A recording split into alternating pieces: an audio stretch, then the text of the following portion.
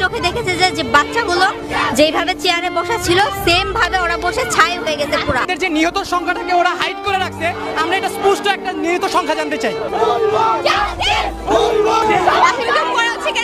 এত শিক্ষার্থী যে মারা গিয়েছে তার জন্য হিসাব চাই, সবটা হিসাব দিতে হবে সরকারকে।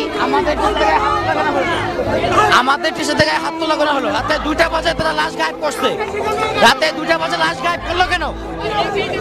ছোট ছোট বাচ্চারা মারা গেছে, রাত 2টা বাজে তারা লাশ গায়েব করছে। আমাদের জানতে হবে তারা কেন লাশ গায়েব করতে আসছে। আমাদের এখানে ছিলাম না, আমরা ছিলাম, আমরা সবাই ছিলাম। রাত 2টা বাজে তারা লাশ কিনতে আসছে কেন? আমাদের জব দিতে হবে না? আমাদের ছাত্র এখানে, আমাদের ছাত্র, আমাদের জব দিতে হবে।